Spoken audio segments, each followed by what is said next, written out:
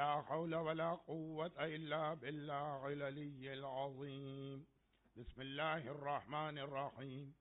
الحمد لله الملك الحق المبين، والصلاة والسلام على سيد المرسلين سيدنا ومولانا أبي القاسم محمد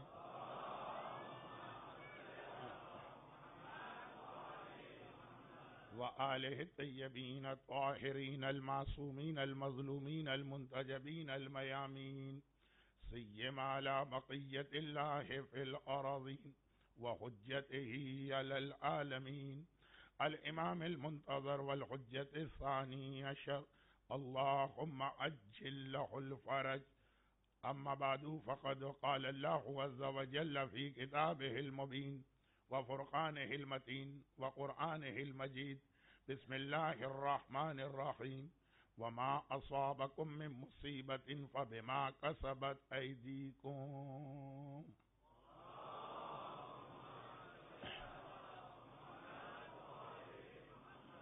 اور جو مصیبتیں تم پر آتی ہیں وہ تمہاری اپنی غلطیوں کا نتیجہ. قرآن کریم نے ہمارے اور آپ کے گھروں، خاندانوں اور خود جسم پر آنے والی پریشانیوں کی دو قسمیں کی. ایک کے بارے میں یہ اعلان ہے: وَلَنَبْلُوَنَّكُمْ بِشَيْءٍ مِّنَ الْخَوْفِ، ہم امتحان لیتے ہیں. اور ایک یہ قسم ہے جس کے بارے میں اعلان ہوا کہ یہ تمہاری اپنی غلطی کا نتیجہ. دیکھیے، جب تک کہ آدمی کو یہ پتہ نہ چلے کہ فلاں بیماری کا سبب کیا ہے، وہ دوا پہ دوا کھائی جائے، ہو سکتا ہے کہ وقتی فائدہ ہو جائے، لیکن نہ وہ بیماری ختم ہوگی اور نہ ہمیشہ کا سکون حاصل ہوگا. جو مصیبت، جو پریشانی، اور جیسا کہ شاید میں نے کل بھی کہا اور شاید پرسوں بھی کہا اور شاید یہاں بھی کہا اور شاید حسینیہ زہرا میں بھی، کہ آج کل دنیا میں جس علاقے میں جانے کا موقع مل رہا، ہر جگہ صاحب ایمان پریشانیاں، مصیبتیں، ڈپریشن، ٹینشن اور چند مشترک مسائل. چاہے ہم افریقہ کے جنگلوں، ہندوستان کے صوبہ بہار کے کسی دیہات، پاکستان کے کسی ریموٹ ولیج میں جائیں، اور چاہے New York, Chicago, Tokyo, London, Toronto, ہر جگہ صاحب ایمان کو اتنا زیادہ مصیبتوں اور پریشانیوں میں گھیرا ہوا پایا، جس کے نتیجے میں بار بار وہ ایک چیز یاد دلائی جاتی ہے جو دعائے فرج کی صورت میں ہمیں پہلے سے پیغام عطا کیا گیا کہ جب ماحول یہ بن جائے کہ ضاقت الارض ومنعت السماء الہی عظم البلا وبرح الخفا وانکشف الغطا وانقطع الرجا.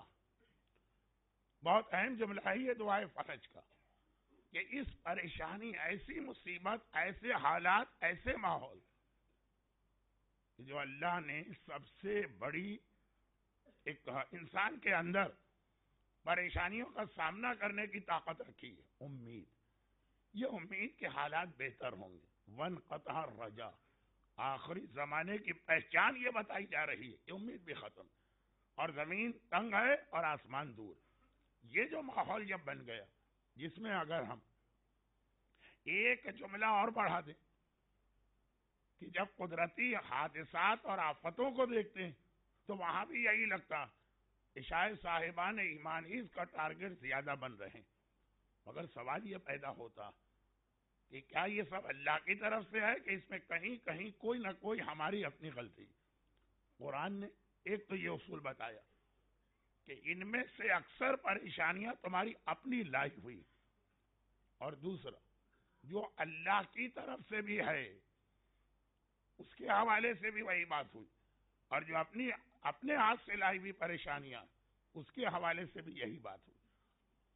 گرچہ جو پہلا جملہ جس کے لیے میں نے آیت کی تلاوت کی تھی وہ ساری حدیث پڑھنے کا ارادہ تھا جو دعائے کمیل کی شروع کے چند جملوں کی تشریح میں ہمارے چوتھے امام امام زین العابدین علیہ الصلوۃ والسلام، وہ پوری حدیث پڑھنے کا ارادہ تھا کہ بھئی وہ جو مصیبتیں مثلا دعائے کمیل میں ہی آ گئی ہیں، اچھی خاصی صحت ملی ہوئی ہے، اللہ نے کیوں یہ صحت واپس لے لی؟ اچھا خاصا روزی کا ایک لگا بندہ ذریعہ، اللہ نے کیوں یہ ذریعہ بند کر دیا؟ مولا نے تو مختصر کہا کوئی گناہ تم نے کیا، اللہم اغفر لی الذنوب التی مثلا تحبس الرزق، مگر مولا نے یہی کہا کہ کوئی گناہ کیا ہے تو وہ ہے کون سا گناہ؟ اور وہ پوری ایک فہرست والی حدیث ہے، لیکن بعد میں نے سوچا کہ ایک حدیث میں ویسے ہی نامکمل چھوڑ کے بیٹھا ہوں جسے آج مکمل کرنا ہی کرنا ہوگا، تو اس موضوع کو چھیڑتا نہیں، صرف ایک یاد دلاتا ہوں کہ اگر کبھی میرے اس جملے پر مزید آپ کو غور کرنے کا دل چاہے کہ وہ کون سی ہماری اپنی غلطیاں ہیں جس کے نتیجے میں مصیبتیں اور بلائیں آتی، تو چوتھے امام کی وہ حدیث آپ پڑھ لیجئے گا۔ لیکن میرا مسئلہ آج نہ ان مصیبتوں کا ذکر ہے جو اللہ بطور امتحان لیتا، جس کے لیے لفظ مصیبت استعمال نہیں ہوتا، ابتلا، اور نہ ان مصیبتوں کا تذکرہ کرنے کا موضوع ہے جو ہماری اپنی غلطیوں کے نتیجے میں آتی ہیں۔ میرا موضوع تو ہے ان دونوں کا سلوشن، ان دونوں کی دوا، ان دونوں کا علاج، اور چونکہ 4 مجلسوں کے سلسلے کی آج آخری مجلس ہے تو تفصیل میں گئے بغیر ایک جملہ اور اسی ایک جملے کے حوالے سے پھر وہ مکمل حدیث مکمل کی جائے، اور وہ ایک جملہ یہ کہ اگر ہمارا آقا، ہمارا مولا، ہمارا والی، ہمارا وارث، ہمارا سرپرست، ہمارا محافظ وہ ظاہر ہو جائے تو یہ سارے مسئلے حل۔ اللہ کی طرف سے جو امتحان ہے وہ بھی حکومت امام کے قیام تک، حکومت امام کے قیام کے بعد آدم سے لے کے اس وقت تک کا جو امتحان ہے اس کا سلسلہ بند، اور اگر وہ آنے والا امام آ جائے تو ہماری اپنی غلطیوں کے نتیجے میں جو مصیبتیں اور پریشانی آتی ہیں وہ سلسلہ بھی ختم ہو جائے گا۔ تو چاہے ادھر والے پہلو کو دیکھیں اور چاہے ادھر والے پہلو کو، ظہور امام یہ ہمارے تمام مسائل کا حل ہے، مگر یہ تو ایک ایسا ہی حل ہے کہ جو حل ہی نہیں، جو سلوشن ہی نہیں ہے کہ بھئی ظہور امام کوئی ہمارے اختیار میں کوئی تھوڑی، اگر ہمارے اختیار میں ہوتا تو ہم تو کب سے امام کو ظاہر کرا چکے ہوتے۔ گرچہ اس جملے سے میں آدھا اتفاق کرتا ہوں لیکن آدھا اختلاف بھی کرتا ہوں، امام کا ظہور ہمارے اختیار میں بھی ہے، لیکن ہمارا موضوع اور نہ یہ تاریخیں نہ ہمارا موضوع زمانے کا امام نہیں۔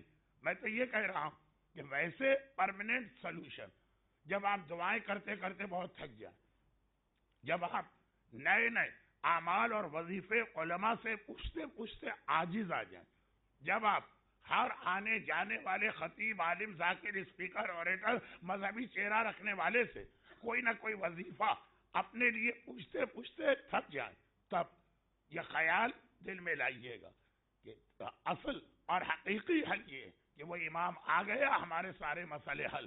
اب میرا جملہ میں نے کہا نا آدھا تو مجھے اختلاف ہے اس بات کہ اگر کوئی کہہ دے کہ مولانا یہ ہمارے اختیار میں نہیں، کس نے کہا نہیں ہے، کس طرح ہے وہ تو آج کل آپ علماء سے سنتے رہتے، لیکن امام کی حکومت ہم قائم کرا سکیں فی الحال کہ نہیں، وہ ایک اپنی جگہ الگ مسئلہ، کم از کم امام کی زیارت کر سکتے، کم از کم امام کو اپنے گھر بلا سکتے، کم از کم امام کا وہ وعدہ کہ زندگی میں ایک بار ہر مومن اور ہر مومنہ کو ہم اپنی زیارت کا شرف ضرور دیتے ہیں، اور زیادہ تر اس وقت یہ زیارت ملتی ہے جب مومن یا مومنہ انتہائی مصیبت و پریشانی میں پھنسا ہوا ہو، لیکن وہ تو ایک بار کا امام کا وعدہ۔ مولا یہ ایک بار کا وعدہ کیا ایک سے زیادہ بار کا وعدہ نہیں بن سکتا؟ کیا ایسا نہیں ہو سکتا کہ ایک سے زیادہ مرتبہ ہم آپ کی زیارت کریں؟ یہی سوال دل میں لے کر 20 سال امام سے ملاقات کے لیے تڑپنے والا علی ابن مخزیار کوفی یہاں گیا، وہاں گیا، وہاں گیا، وہاں گیا، لیکن خاص طور پر حج کو اس نے ترک نہیں کیا، کیونکہ 100% یقین کے ساتھ جہاں ایمان کی موجودگی ہے وہ حج، مسجد سہلا اور مسجد جمگران بھی اگر روایتوں کو مانے تو 95% یقینی ہو سکتا کہ کسی ایک شب بدھ کو امام وہاں نہ آئے، مگر حج وہ تو بغیر امام کی قیادت کے ہو ہی نہیں سکتا، وہ تو بغیر امام کی موجودگی کے ہو ہی نہیں سکتا، تو وہ 100% یقینی جگہ جہاں امام ہے پہنچ گیا، 1 سال نہیں 20 سال، آج کے زمانے میں نہیں، اس زمانے میں جہاں زندگی کا ایک حج بھی اتنا مشکل تھا کہ قرآن نے فروع دین کی ساری عبادتوں میں واحد حج و عبادت قرار دی، من استطاع الیہ سبیلا کی شرط لگائی ہے، اتنی اہمیت کہ حج نہ کرنے والے کو لفظ کے اعتبار سے قرآن نے بھی کافر کہا اور پیغمبر نے بھی کافر کہا، اور دوسری جانب ایک طرف اتنی اہمیت، دوسری جانب اتنی سخت شرط کہ آدھے سے زیادہ لوگوں پر اس کی وجہ سے حج واجب ہی نہیں ہے اور بعض لوگوں پہ حرام ہے، مگر وہ ان حالات میں بھی حج کم از کم اس عزاخانے کی مجالس کا عنوان نہیں، حسینیہ زہرا میں جیسا کہ کل رات کو میں نے اعلان کیا کہ چوتھے امام کے حالات میں شبلی کی روایت کی وجہ سے ایک تقریر حج پر آنا چاہیے اور شاید آئے گی بھی، لیکن یہاں نہیں، یہاں تو صرف یہ کہنا کہ 20 سال تک اس نے امید نہیں توڑی، 20 سال تک زحمتیں برداشت کرتا رہا اور جاتا رہا، اور جب پہنچا مولا آخر آپ ہمیں زیارت کیوں نہیں کراتے؟ جواب دیا تمہاری 3 غلطیاں تمہیں ہم سے دور رکھتی ہیں، ہماری زیارت سے محروم رکھتی ہیں، ورنہ ہم دشمنوں کے لیے غائب ہوں گے، دوستوں کے لیے غائب نہیں ہوں گے، مگر یہ 3 غلطیاں ایسی، اور اگر آپ ان 3 غلطیوں پہ غور کریں تو یہ تینوں غلطیاں ایسی ہیں کہ جس کے اندر ایک آدمی 2 آدمی کچھ نہیں کر سکتا، یہ سوشل، سماجی، معاشرتی یا اجتماعی مسئلہ، غلطیاں، واجبات، گناہ ان کی قسمیں ہوتی ہیں، شاید آگے چل کر مجھے یہ بتانا پڑے۔ امام نے فرمایا پہلی غلطی صلہ رحم، یہ انفرادی مسئلہ نہیں ہے، یہ ایک معاشرتی مسئلہ، یہ سماجی مسئلہ، اور اس کے بارے میں باتیں ابھی بہت ساری موجود ہیں، لیکن آج آخری تقریر کا بھی وقت مسائل اور تابوت کی وجہ سے کم، تو فی الحال میں اس کو یہی روکتا ہوں۔ دوسری بات، امام نے فرمایا تمہارے تفرقے، تمہارے اختلافات، تمہارا آپس میں ایک دوسرے سے ذرا سی بات پہ جھگڑا کرنا، گرچہ اس کو اگر ہم بدل دیں لفظ تو شاید سمجھنے میں آسانی رہے، مگر میں نے لفظ وہ استعمال کیا جو امام نے استعمال کیا، ورنہ آج کل اس کو یونیٹی، آج کل اس کو اتحاد کہا جاتا ہے، چھوٹا لفظ بات سمجھ میں آ جائے۔ امام نے لفظ اتحاد نہیں کہا کہ تمہارے اختلافات، تمہارے جھگڑے، دعا افتتاح جو آپ ماہ مبارک رمضان میں 30 دن پڑھیں گے اور اسی طریقے سے پڑھیں گے جیسے مومن لوگ پڑھا کرتے، روزے چاہے رکھیں کہ نہ رکھیں، دعا افتتاح جو ہے وہ ناغہ نہیں ہونی چاہیے، وہ دعا افتتاح اس کا آخری حصہ آپ دیکھیں گے، اس میں کیا یہی جملہ ہے بار بار کہ یہ آ جائیں تاکہ ان کے آنے کے بعد ہمارے سارے اختلافات ختم ہو جائیں، مگر وہاں بھی وہی بات جسے عربی میں یا منطق میں دور اور انگریزی میں غالباً کیچ 22 کہتے ہیں، اب مجھے نہیں پتا کیچ 22 کیا ہے، لیکن ہم سمجھتے ہیں امام آ جائے تو اختلاف دور کریں گے، اور امام کہتے ہیں تم اختلاف دور کرو تب ہم آئیں گے۔ دوسری اہم ترین وجہ امام معصوم نے یہ ارشاد فرمائی تمہارے اختلافات، ذرا سی بات، بڑے بڑے مسائل تو اپنی جگہ، چھوٹی چھوٹی بات پر، خالی عید کے مسئلے پہ قوم کے 2 حصے ہو جاتے ہیں، آپ جمعرات والے اور آپ بدھ والے، باقاعدہ ٹونٹیں، ہنسی مذاق اور اس قسم کے کامنٹس پاس ہوتے ہیں جو پوری شریعت کی نفی کر رہے ہوتے ہیں۔ میں کہہ رہا ہوں بہت چھوٹی بات، اور یہاں سے لے کے میں نے اکثر ایک جملہ کہا ہے جو کبھی کبھار ذرا سا تکبر کی جانب چلا جاتا ہے، وہ تکبر کی نیت سے نہیں کہا ہے۔ میں تو نیوزی لینڈ جو غالباً دنیا کے گلوب میں ایسٹ کی طرف سب سے پہلا شہر ہے کہ جہاں پہ مومنین کی آبادی سے لے کر لاس اینجلس सियाटल, वैंकूवर, जो गालिबन वेस्ट की तरफ वो आखिरी शहर है जहां मोमिनीन रहते हैं। यहां से वहां तक सारी दुनिया देखी, 10,000 की जमात है तो वहां भी 25 गुरु होंगे, और 12 एक ऐसी जगह है दुनिया में, नाम नहीं लेना चाहता, खाली 12 मोमिनीन, 12, और 3 अलग अलग इमाम बाड़े झगड़े की वजह से हैं, इख्तिलाफ की वजह से हैं कि हमारे नजदीक चूंकि वो काफिर है उसके इमाम बाड़े में जाना जायज नहीं, और उसके नजदीक वो गुमराह उसके इमाम बाड़े में जाना चाहिए। 12 गिन के बताऊं कि 12 और 3, तो ये सारी दुनिया में इस वक्त एक माहौल, जब के अपने उस खुतबे में जो उम्मो नहजिल बलागा कहलाता है, एक खुतबा जिस पर आजकल उलमाए कराम पूरे अशरे रमजान की पूरी 30 तकरीरें कर रहे हैं, यानी शहजादी कौनैन जनाब फातिमा ज़हरा सलामुल्लाह अलैहा का शोहरा का खुतबा,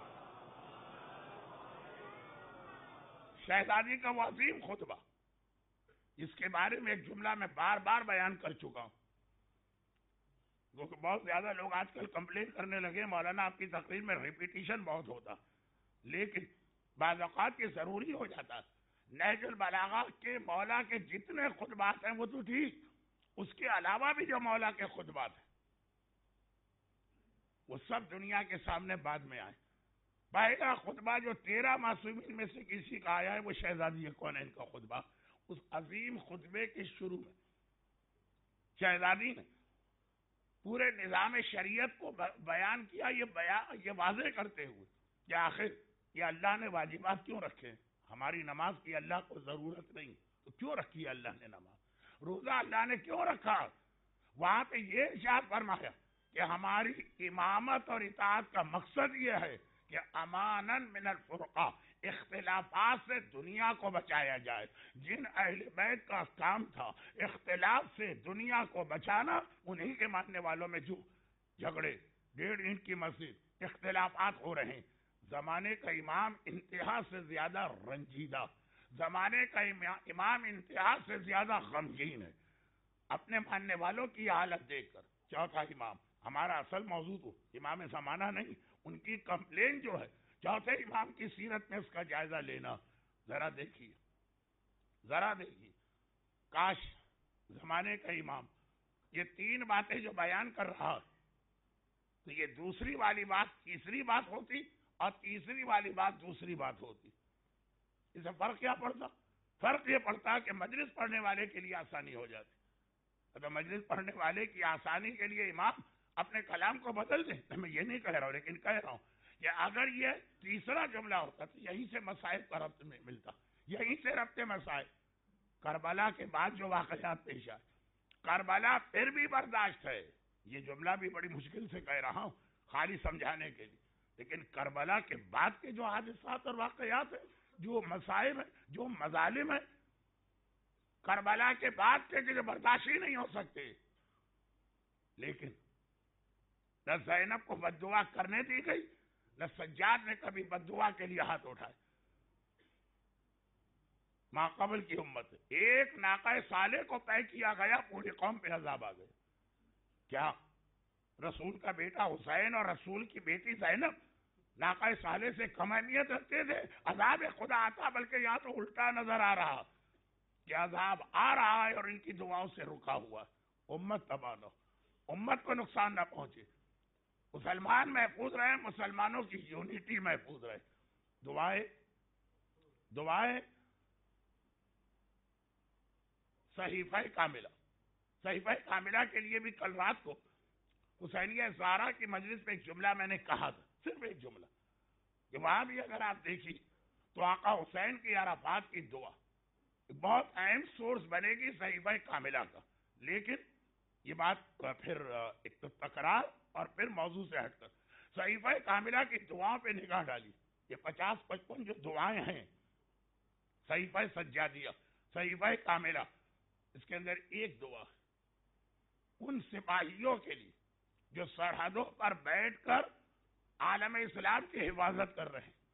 ये वो सिपाही कि जब छुट्टी पे घर आते हैं तो यही अहले बैत पे सबसे बड़ा जुल्म किया करते हैं, اور جن کی جانب سے یہ سپاہی بھیجے گئے وہ حکمران جتنے بھی ہوں، کربلا کے بعد سے لے کے بنو امیہ کے اختتام نہیں، چوتھے امام کی شہادت تک، سارے کے سارے انہی کی فوج، انہی کے سپاہی. لیکن مسئلہ عالم اسلام کے اتحاد کا. امام رات کے اندھیرے میں اٹھ کر ان الفاظ میں ان کے لیے دعا کر رہے ہیں کہ ان الفاظ میں شاید آپ کو اپنے لیے امام کی دعا نہ ملے. شاید، لفظ شاید میں نے کہا، شاید مومن کے لیے اس انداز سے امام دعا نہ کرے، اس انداز سے ان لوگوں کے لیے دعا کر رہے ہیں جو وہاں جانے سے پہلے بھی آل محمد پہ ظلم کر رہے تھے، اور وہاں سے جب فارغ ہو کے آئیں گے تب بھی آل محمد پہ ظلم کریں گے. لیکن وہی اتحاد، نانا کا دین بچے، یونٹی. اب یہ مسئلے پہ تو اشرا ہوتا ہے، میں آگے بڑھتا ہوں. اور امام نے فرمایا تمہاری تیسری خرابی، دراصل ان 4 تقاریر کا اصل موضوع یہ تیسری بات ہے. اور اس تیسری بات کو بیان کر کے جو آج بھی مجلس کے شروع میں ایک جملہ میں نے کہا اور 2 دن پہلے بھی کہا تھا کہ چوتھے امام کی وہ والی حدیث بیان کرنا تھی. تیسری چیز، میرا ارادہ یہ تھا کہ پہلی مجلس 5 منٹ میں پہلی 2 باتیں بتا دوں گا، پھر تیسری بات شروع ہوگی. اب تیسری بات کی وضاحت میں تیسری بات بھی آئے گی اور اس کی وضاحت میں وہ چوتھے امام کی پوری حدیث بھی آئے گی، پہلی مجلس سے ہی. آخری مجلس کے آخر میں یہاں تک پہنچا ہوں، لیکن خیر اکثر یہ غلطی مجھ سے ہو جاتی ہے. امام نے فرمایا، اور آپ خود دیکھیں گے کہ یہ جو تیسری بات ہے جس کی بنا پر ہم لوگ صاحب ایمان، امام کے ماننے والے، زمانے کے امام کے لیے تڑپنے والے، ہم لوگ بھی امام کی زیارت تک سے محروم. یہ تیسری بات. فرمایا ہر وہ گناہ، جملہ کیا بن رہا کہ ہم اپنے چاہنے والوں سے اس لیے غائب ہیں کہ وہ صلہ رحمی نہیں کرتے، وہ آپس کے اختلافات کو ختم نہیں کرتے، اور وہ اپنے آپ کو اس گناہ سے نہیں بچاتے جو انہیں اللہ سے دور کرنے والا. اب اس جملے کی تشریح سے پہلے ایک چھوٹی سی بات. امام اس دنیا میں کس کے نمائندے؟ ہمارے نہیں ہیں، ہمارے تو آقا. امام اس دنیا میں اللہ کے نمائندے، امام اس دنیا میں اللہ کو ریپرزینٹ کر رہے ہیں. چنانچہ جس سے اللہ دور ہے امام بھی اس سے دور، اور جس سے اللہ قریب ہے امام بھی اس سے قریب ہے. ایک چھوٹا سا ایک فارمولا جس کو بہت زیادہ دلیلوں اور واقعات اور روایات کے ذریعے سمجھانے کی ضرورت نہیں. امام کی خوشی، امام کی رضا، وما تشاءون الا ان یشاء اللہ. ہمارے یہاں قرآن کی اس آیت کو الٹا پڑھا جاتا، وہ بھی صحیح ہے، لیکن جو اصل آیت ہے اس کو بھی تو سمجھے نا. ہمارے یہاں آیت کیا کہ تم وہی چاہتے ہو جو اللہ چاہتا. یہ اب اس کا الٹا ہے کہ اللہ بھی وہی چاہتا ہے جو یہ چاہتے ہیں، لیکن اصل پیغام جہاں آیت جس سے شروع، یا اے گروہ یا اہل بیت، تم وہ چاہتے ہو جو اللہ چاہتا. جس سے اللہ راضی اس سے امام راضی، جس سے اللہ ناراض اس سے امام ناراض. جو اللہ کے قریب وہ امام کے قریب، جو اللہ سے دور وہ امام سے دور. یہ ویسے ہی قرآن سے ثابت. اور اس روایت میں جو علی ابن مخزیار کوفی کے حوالے سے غیبت میں ہمارے اور آپ کے لیے ایک بہت بڑا مسئلہ حل کر رہی کہ دشمنوں سے اپنے آپ کو غائب کرنے والا، دوستوں اور مہربانوں اور شیعوں اور ولایت کا عقیدہ رکھنے والوں سے کیوں غائب کر رہا ہے؟ تم وہ گناہ کرتے ہو جو تمہیں اللہ سے دور کرتے ہیں. اب یہاں رک کر، جتنا بھی وقت میرے پاس ہے یہاں رک کر ایک چھوٹی سی بات، چھوٹی سی تو نہیں بہت بڑی بات ہے. گناہ ہر وہ عمل جو اللہ کے حکم کی خلاف ورزی، جہاں ہم نے اللہ کا حکم توڑا وہی گناہ ہو گئے. مگر سارے گناہ ایک جیسے نہیں. گناہوں کی اپنی ایک سائنس ہے، ایک بہت ہی تفصیلی موضوع ہے. ہاں ہمارے یہاں گناہوں کی 2 قسمیں تو بہت مشہور ہیں، گناہ کبیرہ، گناہ صغیرہ. چلے ایک یہ قسم، اس کے علاوہ وہ گناہ جو خالی توبہ سے معاف ہو جاتے ہیں، وہ گناہ توبہ کے بعد بھی ذمہ داری ادا کرنا پڑتی. 50 سال، 60 سال، 90 سال کسی نے شراب پی، صبح و شام پی، دن اور رات پی، 90 سال کے بعد ایک بار ایک سچی توبہ کر دی، سارا گناہ معاف.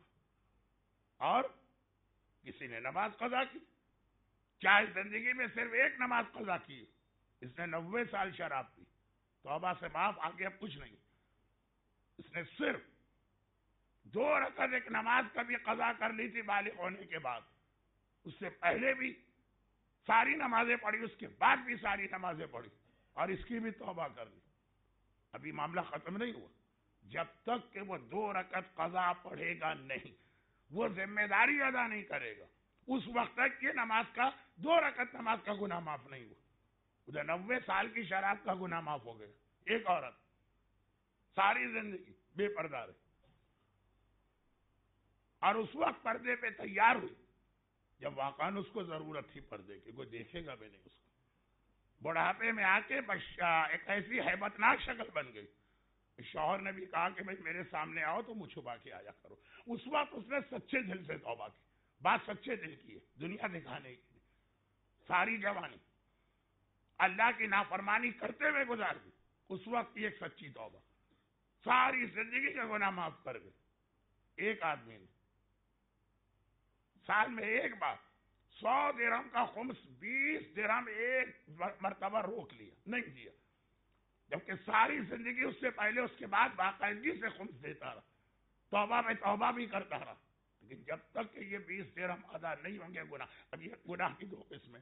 اور یہ جو میں نے آج اس وقت ایک مثال ابھی دی تھی، اس کے حوالے سے بہت جلدی ایک حدیث پڑھ دوں.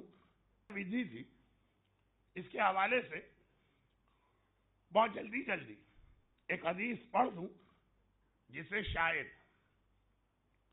جلدی کی وجہ سے حسینیہ زہرا میں دوبارہ پڑھنا پڑے تفصیل میں. امام کی وہ حدیث، یہ بات ہو رہی ہے اس بے پردہ عورت کی جو مرنے سے پہلے توبہ کر کے گئی. معاف، ساری زندگی کا گناہ معاف اگر سچی توبہ. ورنہ اگر مر گئی تو پھر تو فرشتے بیٹھ کے ہنستے. روایت یہ ہے کہ 3 موقعوں پہ فرشتے بہت ہنستے، جن میں ایک موقع ہے جب کوئی بے پردہ عورت کو قبر میں اتارا جاتا. آج ہمارے معاشرے کی کیسی عورتیں ہیں، کتنی عورتیں ہیں کہ فرشتے انتظار کر رہے ہیں ہنسنے کا موقع تو ملے نا. دنیا میں لوگ کہتے ہیں آج کل مولانا ہنسنے کے موقع بہت کم ہو گئے. ہمیں ملے کہ نہ ملے، فرشتوں کو ایک موقع ملنے والا. بے پردہ اور ساری زندگی بے پردہ گھومنے والی، اپنی شادی میں بھی بے پردہ، بیٹی کی شادی میں بھی بے پردہ. ہمارے یہاں تو ایسی بھی ہے، یعنی ایسا لمبی اننگ کھیلنے کا ریکارڈ ہوتا ہے ان کا، ڈبل سینچری یا ٹرپل سینچری. بلکہ 89 کی شادی میں بھی بے پردہ، اور اب قبر میں جا رہی. کیا حجاب پہنا کے ان کو قبر میں اتارا جا رہا؟ اول تو خود یہ کفنی اتنا کمپلیٹ حجاب، اور پھر کبھی کبھار کوئی صاحب قبر پہ کھڑے ہو کے ایک اعلان بھی کر دیتے کہ بھائی آخری دیدار کر لیں، نامحرم قریب نہ آنے پائے. ارے اب کون نامحرم قریب آئے گا؟ اب اس میں رکھا کیا ہے جو کوئی نامحرم قریب آ جائے؟ یہ میں نہیں کہتا، جبرائیل کہتے ہیں. یہ جبرائیل کا جملہ ہے کہ یا رسول اللہ، ہم فرشتے ہنستے ہیں اور کہتے ہیں جب مر گئی، گلنے والی ہے، سڑنے والی ہے، لاشا اس کا بدبو دینے والا ہے، تو اعلان پہ اعلان ہو رہے، بورڈ پہ بورڈ لگائے جا رہے، نامحرم قریب نہ آنے پر. ایسی ہم کو ہنسی آتی. نمبر 2، سارا دن ایک آدمی گھر سے باہر گناہ پہ گناہ کرتا رہا.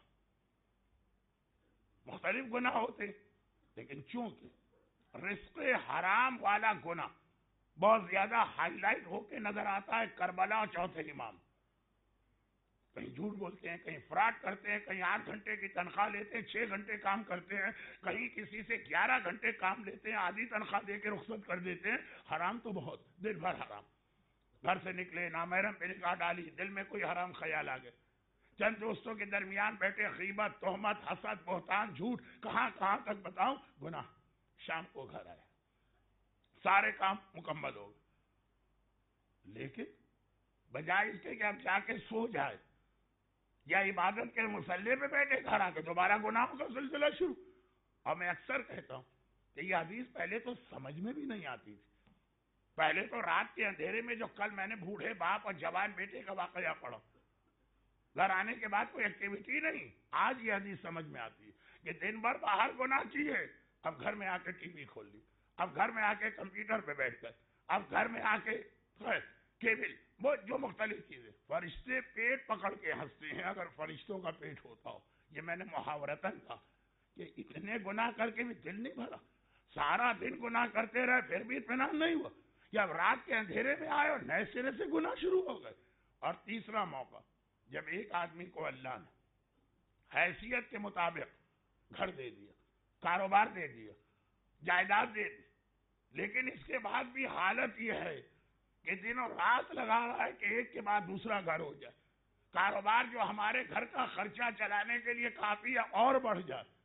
وہ بڑے ہوئے پیسے کی ضرورت کیا ہے, وہ تو چھوڑ کے وارثوں کے لیے جاؤ گے, وہ بھی پتہ نہیں حلال میں استعمال کریں کہ حرام میں. ایک کے بعد دوسری جائیداد لگا ہوا, صحت تباہ کر لی, اپنے آپ کو جوانی میں بوڑھا بنا لیا, ہر بیماری ذہنی اور نفسیاتی. آدھا خرچہ تو ڈاکٹر کے پاس جا رہا ہے جو کما رہے. فرشتے پیٹ پکڑ کے ہنستے کہ بھائی کتنی جائیداد اور کتنی دولت تمہیں جمع کرنا. مگر یہ میں نے کیوں پڑھا, اس لیے کہ گناہوں کی تیسری قسم یہ ہے, تیسری قسم گناہ کبیرہ اور صغیرہ. دیکھیے پورے عشرے کا موضوع ہے جو میں 10 منٹ میں پورا کر رہا ہوں. یہ میں آپ پہ احسان نہیں کر رہا ہوں, یہ میں اپنی غلطی کا اقرار کر رہا ہوں کہ 4 دن جو مجھے ملے تھے وہ میں نے ضائع کر دیے, جیسے ہم میں سے اکثر اپنی جوانی کو خدا کی نافرمانی سے ضائع کرتے ہیں. جب موت کا فرشتہ سراہنے پہنچتا ہے تب احساس ہوتا ہے ارے کیا کر بیٹھے. وہ غلطی میں نے بھی کی. اب میں احساس کر رہا ہوں ارے 8 بجنے والے ہیں, تابوت کا وقت قریب آ رہا اور تم اب موضوع پہ آئے ہو. 3 باتوں میں سے تیسری بات میں گناہ کبیرہ اور صغیرہ ایک قسم, خالی سچی توبہ سے معاف ہونے والا اور توبہ کے بعد بھی کوئی ذمہ داری ایک اور قسم. اور تیسری قسم ہر گناہ حکم خدا کی نافرمانی. مگر بعض گناہ ایسے جو حکم خدا کی نافرمانی تو ہے, خدا اس گناہ سے اتنا ناراض نہیں ہوتا. وقت اتنا کم ہے کہ میں ڈر بھی رہا ہوں کہ لوگ یہ نہ کہیں کہ مولانا اس کی لسٹ تو بتا دیے تاکہ وہ تو ہم آج سے شروع کر دیں کہ گناہ ہے لیکن اللہ کا ناراض ہی نہیں ہو رہا تو پھر کیا پرواہ. یہ نہیں ہے کہ اللہ خوش ہو رہا, گناہ ہے لیکن روایت میں اس کے لیے یہ لفظ نہیں آتا کہ اللہ ناراض. کچھ گناہ ایسے کہ گناہ بھی ہیں اور یہ لفظ آتا ہے کہ اللہ اس سے اتنا ناراض ہے کہ گناہگار کو دیکھ کے کہتا ہے دور ہو جا میری درگاہ بارگاہ. جن گناہوں میں یہ لفظ آتا کہ دور ہو جا یہاں سے, وہ والے گناہ ہمیں امام ضمانت سے محروم کرنے والے. اب جیسے میں ایک مثال الٹی دے دوں, الٹی حلال چیزیں کسے کہتے ہیں؟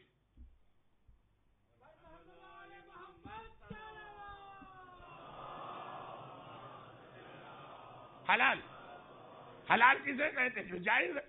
حلال کا مطلب یہ ہے کہ اللہ ناراض نہیں.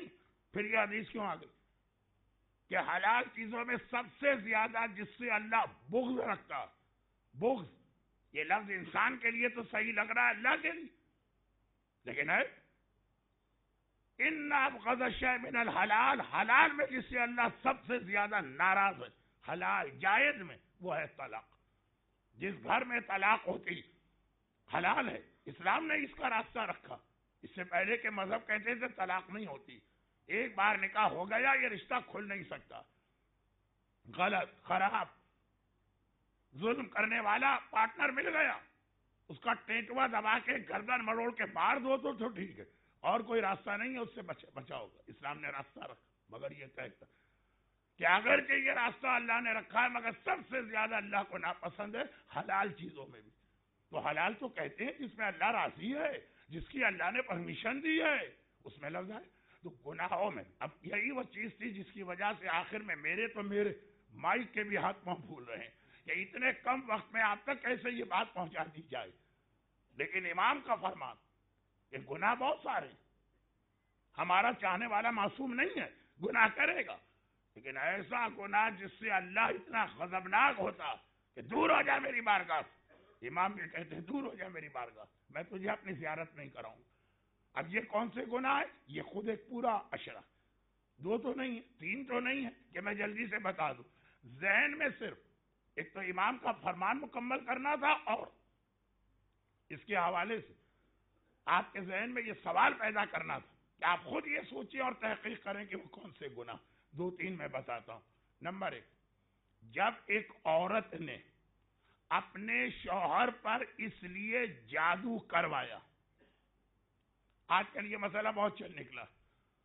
مولانا کالا جادو تو حرام ہے، سفید جادو جائز ہے کہ نہیں؟ آیت اللہ سیستانی کا بک میں پرنٹڈ مسئلہ، جادو جادو ہوتا ہے، کالا سفید کچھ نہیں. اگر کیا حرام ہے، کالا جادو بھی حرام ہے، سفید جادو بھی. لیکن بہت لوگ اپنی طرف سے خود ہی انہوں نے کہہ دیا ایک کالا جادو ایک سفید جادو. کالا جادو حرام ہے جو کسی کو نقصان پہنچانے کے لیے کیا جائے، لوگوں کی بات کہہ رہا ہوں. سفید جادو جو کسی فائدے کے لیے کیا جائے. روایت اور اتفاق سے روایت اسی امام کی ہے جس کی شہادت کے لیے ہم آج جمع ہوئے ہیں، لیکن پیغمبر سے عورت نے اپنے شوہر کی توجہ اپنی جانب کھینچنے کے لیے، توجہ نہیں دیتا ہے کہ اس پر واجب تھا، اس نے جادو کروا دی. کسی نے بتایا یہ حرام ہے، ارے میں نے کسی کو نقصان نہیں پہنچایا، میں نے مثلا کوئی گھر توڑنے کے لیے جادو ہو، روزگار کی بندش کے لیے جادو ہو، کسی کی اولاد کی ترقی روکنے کے لیے، میں نے اپنے شوہر کو اپنی جانب مائل کرنے کے لیے کہا جا کے پوچھو رسول سے. وہ پہنچی رسول کے پاس اور جا کے سوال کیا. رسول نے جواب تو دیا سو دیا، یہ بھی کہا نکل جا یہاں سے، تو اتنا خدا کو ناراض کر رہی ہے کہ ہو سکتا ہے ابھی ابھی یہیں پہ عذاب خدا آ جائے. اور یہ مسجد النبوی اور جنت کے ٹکڑے میں بیٹھ کے بات ہو رہی. مولانا آپ نے کون سی کتاب سے پڑھ دیا؟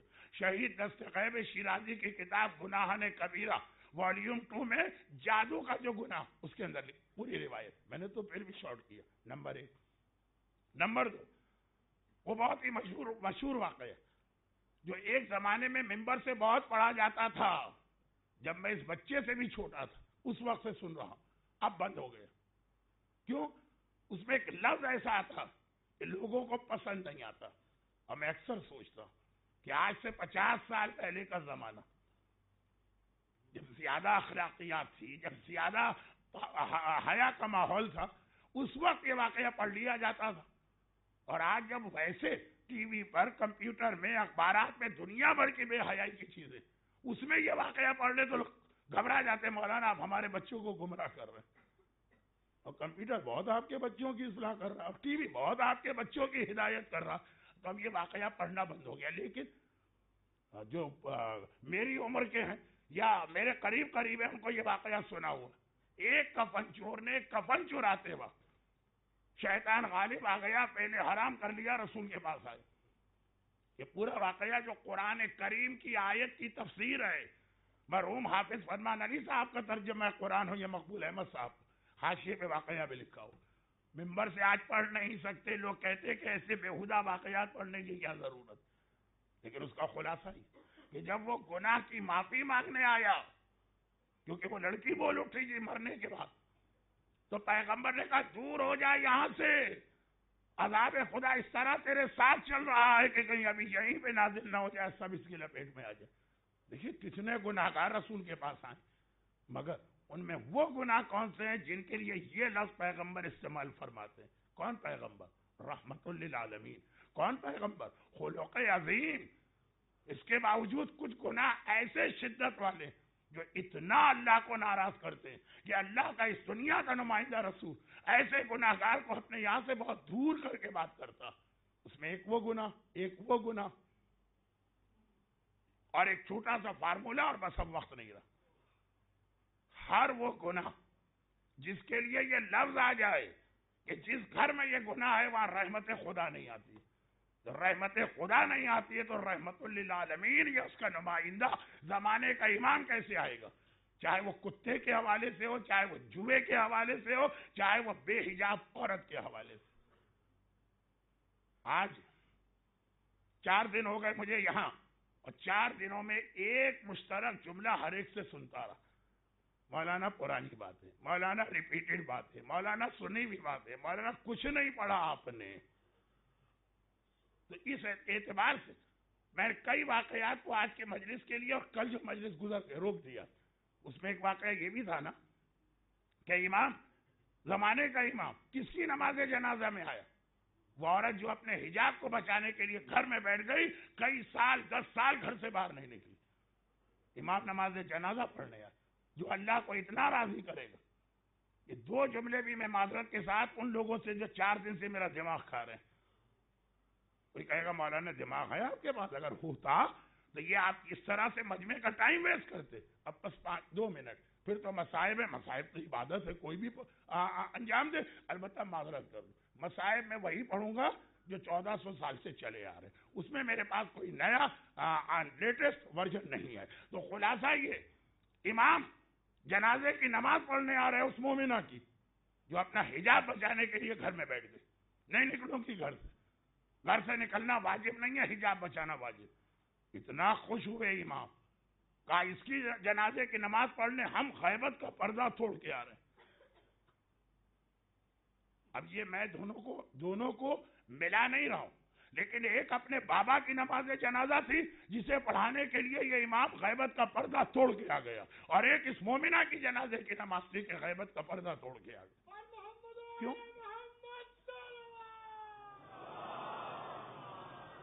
کیوں؟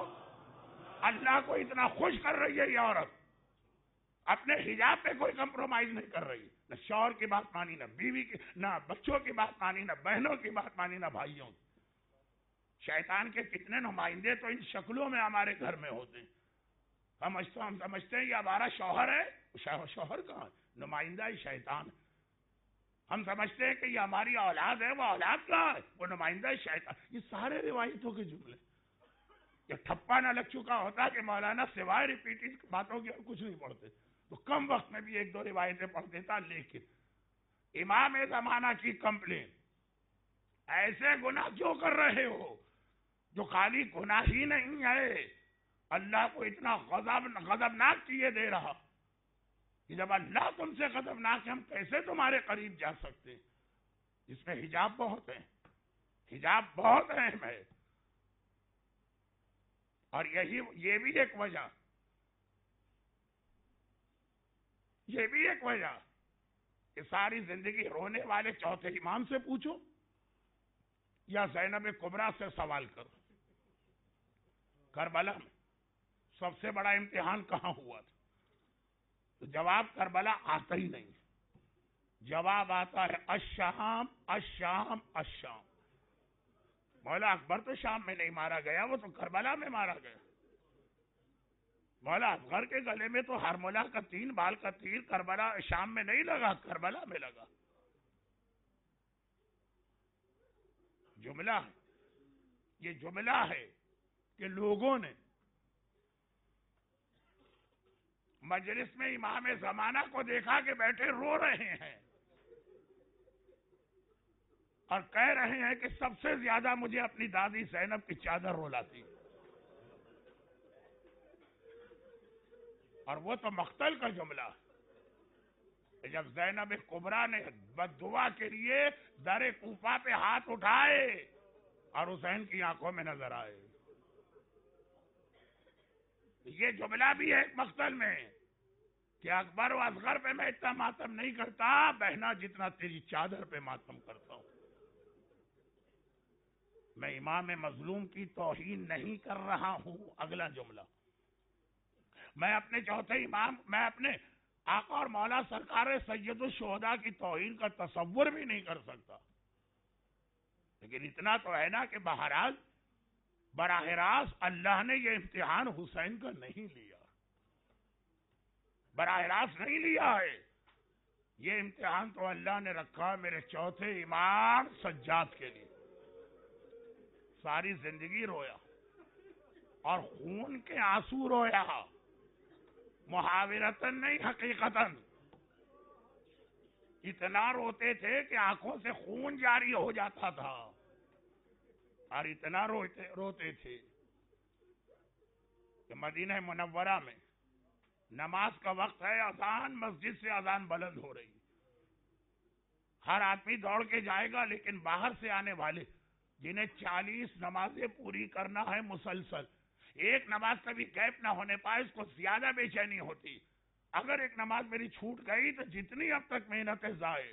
تو ایک آدمی کو ذرا دیر ہو گئی, بھاگا بھاگا مسجد چلا جا رہا, اس نے سوچا کہ عام راستے میں رش زیادہ ہے, میں پیچھے کی گلی سے آؤں.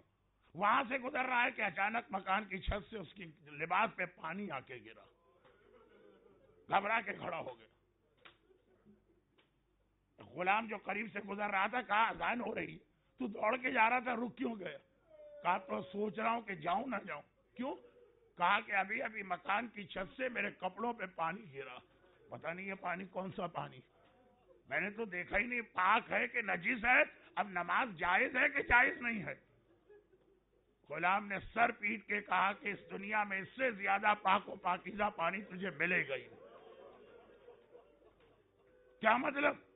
کہا کہ مکان کی چھت پہ ایک عزادار, ایک سوگوار اپنے بابا کا ماتم کر رہا اور فریاد کر رہا, یہ سجاد ہے جو اپنے لٹے گھر کا ماتم اس طرح سے کر رہا کہ آنکھوں سے نکلنے والے آنسو اس طرح بہ کے آ رہے جیسے بارش کا پانی پر نالے سے گرا کرتا. مگر اتنا رونے والا جب پوچھا گیا, منہال کوفی نے ایک سوال کر دیا کہ مولا آپ کا گھرانہ مارا گیا, شہید ہوا, شہادت تو ایک بہت پہلا سوال تو یہ کیا کہ 30 سال ہو گئے, کب تک روئیں گے؟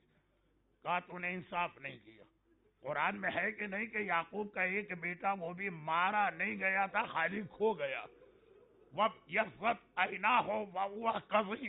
قرآن نے کہا کہ یعقوب روتے روتے نابینا ہو گئے. میں نے تو اپنے 18 یوسف کربلا کی جلتی ریتی پہ تڑپتے دیکھے.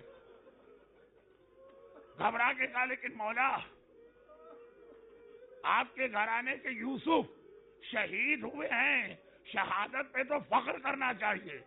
میرے مولا نے پلٹ کے کہا اگر میں یہ مان بھی لوں تو کیا بہنوں اور پھوپھیوں کا ننگے سر بازاروں اور درباروں میں جانا؟ کوئی سجاد سے پوچھے سجاد نے امتحان کیا دیا, اور ایک ایسا امتحان دیا کہ صرف ایک جملے میں اس کو یعنی آپ کو یاد تو ہے, یاد دلانے ایک جملے میں.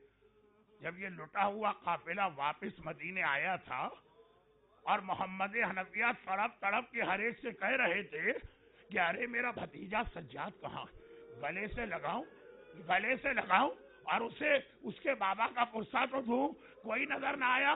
قافلے میں صرف ایک بوڑھا شخص نظر آیا, ایک بوڑھا شخص, سر کے بال سفید, داڑھی کے بال سفید, چہرے پہ جھریاں ہیں, کمر جھک چکی ہے. آخر اسی کے قریب گئے, کہا کہ اے مرد ضعیف اتنا بتا دے میرا 24 سال کا جوان بھتیجا سجاد کہاں ہے؟ اور وہ مرد ضعیف ایک بار فریاد کرتا ہے, چچا محمد حنفیہ آپ نے بھی مجھے نہیں پہچانا, ارے میں ہی انا علی ابن الحسین, میں ہی تو آپ کا بھتیجا سجاد ہوں. بے اختیار کا سجاد تو جوان ہے, جوانی میں بوڑھا کیسے ہو گیا؟ وہ پلٹ کے رخ کیا, چچا الشام الشام الشام, یہ مصائب شام ہیں جنہوں نے جوانی میں بوڑھا کیا. ایک جملہ اور کہہ دوں, جوانی میں کسی کو بوڑھا ہوتے آپ نے دیکھا؟ 2 کو دیکھا, صرف 2 کو دیکھا ہے. ایک سجاد کو دیکھا ہے, ایک فاطمہ زہرا کو دیکھا ہے. 18 سال بغیر عصا کے چل نہیں سکتی, یا سجاد کی دادی جوانی میں بوڑھی ہوئی, اور یا میرا مولا سجاد. مگر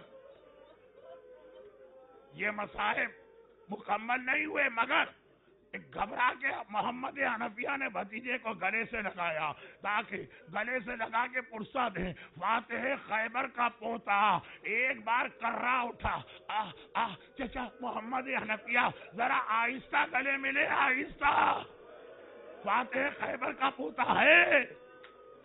محمد حنفیہ گھبرا گئے, سجاد بیٹا خیریت تو ہے؟ کہا چچا 1 سال تک جو توقع خاردار میرے گلے میں رہا, اب تک اس کے زخم کا نشان باقی ہے.